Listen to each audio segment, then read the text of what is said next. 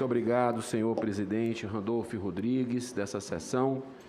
Seja muito bem-vindo, senhor José Ricardo Santana, seus advogados Alexandre e Alberdan. Realmente fica difícil, relator, a gente fazer o nosso trabalho, fazer as perguntas que nós trabalhamos aqui em cima com muita pesquisa, para buscar realmente os dados, confrontar. Eu vejo aqui o empenho de vários colegas tentando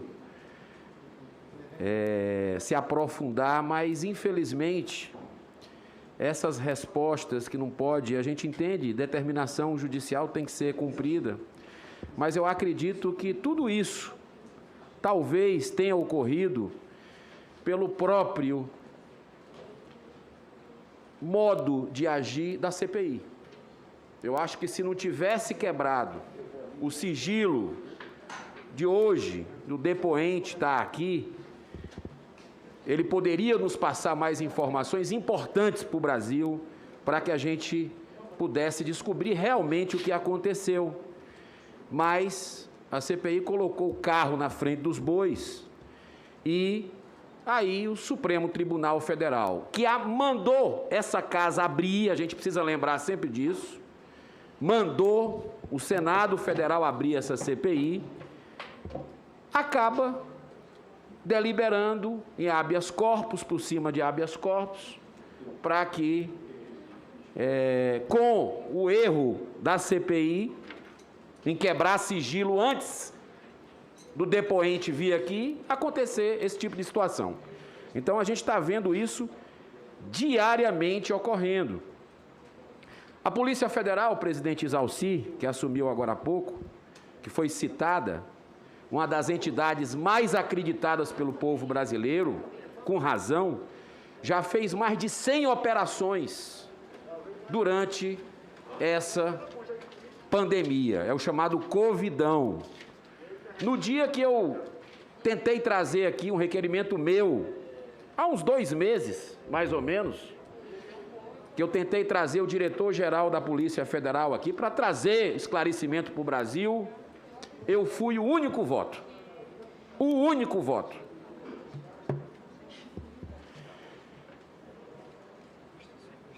A CGU, Controladoria Geral da União, que pode trazer dados tão importantes, não apenas para a gente se aprofundar no governo federal, que a gente precisa caminhar nesse sentido nas investigações, mas também nos bilhões e bilhões de reais enviados para estados e municípios de verbas federais, e aí já são mais de 100 operações da Polícia Federal e 60 da CGU, simplesmente a coisa não anda porque não se delibera. O interessante é que nós conseguimos aprovar. Olha só que boa notícia. Nós conseguimos aprovar aqui a vinda do ministro Wagner Rosário. Mas ninguém chama. Ficam adiando. Parece que é uma verdade inconveniente. Porque, além de trazer os dados do governo federal, e muitos senadores aqui concordaram que ele tem que vir, sejam independentes, sejam a favor de governo, sejam contra o governo, mas não se pauta, a cúpula da CPI não pauta a vinda do ministro Wagner Rosário. Por que não? Só porque? Será que é porque ele vai trazer também as 60 operações em estados e municípios? Será que é por isso? Porque a verdade precisa aparecer e vai aparecer. Tudo que está oculto será revelado, mais cedo ou mais tarde. A CPI perde credibilidade junto à população porque não quer olhar a corrupção onde quer que ela esteja. E é isso que a gente quer ver aqui. Quem errou tem que pagar. Doa a quem doer. de que lado político esteja, seja de qual partido, seja de direita ou de esquerda, seja a favor do governo ou contra o governo. Mas aqui tudo é muito seletivo. O consórcio Nordeste já virou algo como um símbolo nacional de corrupção clara, com provas. Mas se evita falar esse assunto aqui. Se evita. E muita gente morreu.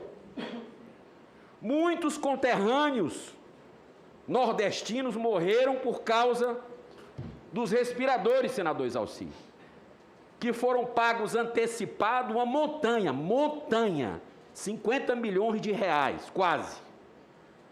Sem nota fiscal. O senhor que é um contador, como é que se paga uma negociação que foi em 20 minutos? 20 minutos, segundo a dona da empresa. Negociação por WhatsApp. Ela nunca viu nada parecido. Com pedido de superfaturamento. Ela dá os nomes. E ninguém quer olhar isso, pelo amor de Deus. Onde é que nós estamos? Até quando? Mas eu vou aqui fazer as perguntas, espero que de alguma forma, algumas perguntas aqui, o senhor possa me responder, porque é uma construção da sua vida para a gente entender o que é que chegou aqui. Eu quero deixar muito claro para o senhor, primeiramente, que eu vejo uma articulação muito forte, política do senhor. O senhor passou por vários governos, de uma certa forma, por vários partidos que estavam no poder, e eu quero lhe fazer perguntas nesse sentido, uma construção, com todo respeito à sua pessoa, claro. Eu acho que não é papel nosso, absolutamente, aqui, já julgar, já dizer o que é que aconteceu, porque isso é abuso de autoridade. Eu respeito essa casa, eu respeito o Senado Federal, eu não faço brincadeira, galhofa, chacota com quem quer que seja. Errou, tem que pagar. Mas a gente tem que respeitar o princípio, que é do ser humano, que tem pai, que tem filho. E isso eu quero... Se o senhor puder responder, eu lhe agradeço muito, porque vai ajudar a gente a entender o que está acontecendo. No governo Lula e no governo Dilma, de 2005 a 2015, o senhor foi diretor de negócios da Apex. Quem o indicou para o cargo? Qual a sua relação com quem o indicou para o cargo na Apex, senhor José Ricardo Santana? Senador Girão, com o máximo respeito e por orientação dos meus advogados, eu permanecerei em silêncio. No governo Temer, em 2018, o senhor atuou novamente na Apex. Quem o indicou para o cargo? Qual a sua relação com quem o indicou para o cargo? Já outro governo aí. Senador, com todo respeito, por orientação dos meus advogados, permanecerei em silêncio. Mas o senhor confirma que trabalhou nesses governos? O senhor pode confirmar isso? Eu acho que, de uma certa forma, isso absolutamente não incrimina. Sim, senhor, trabalhei. O senhor trabalhou tanto no governo Lula e Dilma, quanto no governo Temer? Sim, senhor. Pronto, eu lhe agradeço demais.